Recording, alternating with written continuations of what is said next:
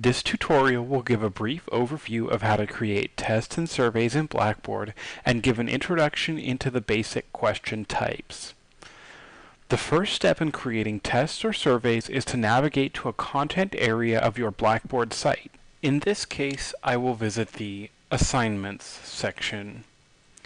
If you are in edit mode, you will notice several green tabs across the top of the page. If not, then take a second to turn edit mode on by clicking the button labeled Edit Mode in the upper right-hand corner. You can find the creation menus for tests and surveys by moving your mouse over the green Create Assessment button. Let's start by creating a test. The first page of the test creation process will ask you which test you will want to make a content item. Since you will most likely not have any completed tests available, you will want to create a new test. So click the button that says Create. This will take you to a new page where you can enter basic information about the test. Include details such as a name, a description of the test, and instructions about how long the test will take, how many times students can take the test, and any other details your students might need to know in order to complete the test.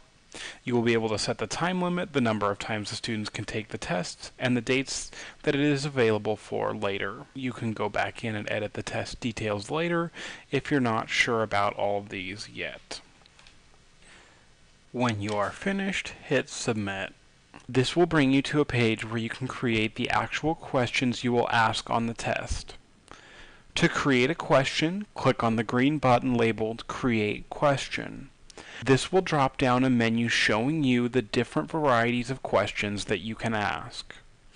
Some of these are fairly self-explanatory, like essay or multiple choice questions, but a few are more complicated. Feel free to peruse the list at your leisure. You may find that Blackboard allows you to ask unique questions in challenging and original ways.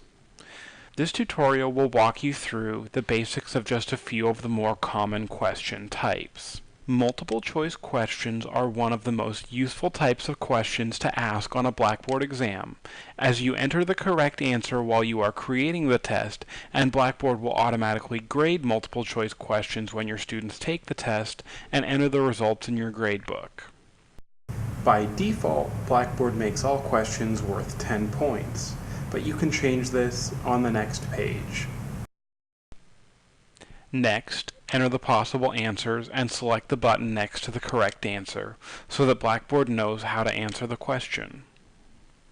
Then, you can add feedback for the right or wrong answers.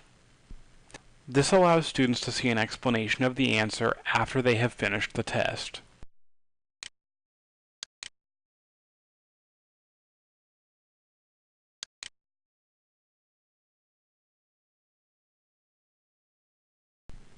Finally, hit Submit to create the question. Next, let's try an essay question. Start by mousing over Create Question and clicking on Essay. As before, ask the question and assign a total points possible. One important thing to note is that unlike many of the test options, Blackboard does not automatically assign a grade for essays. You will need to go into the gradebook and manually grade essay portions of Blackboard tests. Take a second to look at the other options available, but for this practice exercise, let's just assume you don't need to change anything, and you can just hit Submit. As was mentioned before, Blackboard automatically makes all questions worth 10 points, but you can change it on this page by placing a check mark next to the name of the question you'd like to change the value of, and entering a new points value to the right of the word points, and hitting the word Update. If you'd like to update more than one question at a time, you can place check marks next to all the questions, enter a new value, and hit Update, and it will correct the value for all questions.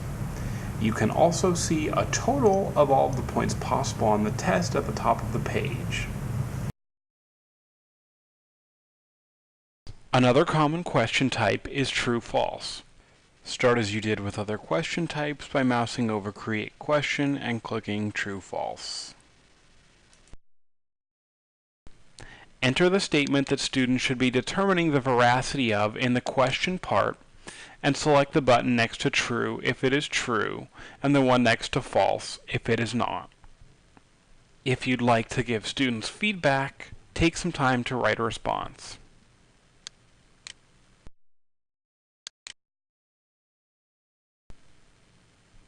Finally, click Submit to finish the question. Now that you have created some questions in the test, let's prepare to make this test a content item. Select OK at the bottom of the screen. You should now be returned to the page you saw after clicking Create Test. Select the test you just created from the list and hit Submit. This is the page where you can enter some of the parameters for the test. You can select a date range or set a time limit if you want. Scroll through the other options to see if any seem relevant. If not, click Submit to complete the process. An important step in preventing issues with the test is to change the way questions are displayed so that students can only see one question at a time. On longer tests especially, this can save students a lot of frustration. A final note is that time limits are rather limited in their functionality. They will not kick a student out of a test or prevent them from completing it if they run out of time. All that Blackboard will do is record in the gradebook how much time over the limit that students take. If you choose, you can manually mark down students who go over the time limit.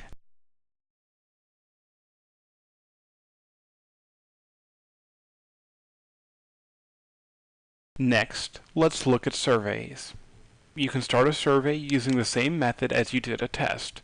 As with tests, the first page asks you if you want to create a new survey. You can create a new survey by clicking the button labeled Create. Take a minute to fill out the name of the survey, a description of its purpose, and any other relevant information as you would if you were creating a test. The creation process for surveys is nearly identical to that for tests. The primary difference is that tests are designed to evaluate individuals in order to give them personalized scores, while surveys are meant to be an anonymous way for instructors to collect feedback during the term. Because of this, surveys are anonymous and cannot be graded. When you are finished, hit Submit. This will bring you to a question creation page, which is nearly identical to the process for creating questions for a test. One question type that is particularly useful for a survey is the Likert scale question, which allows students to rate something on a scale you determine. If you set your test or survey so that it would become available on a certain date, then it will become available automatically on that date.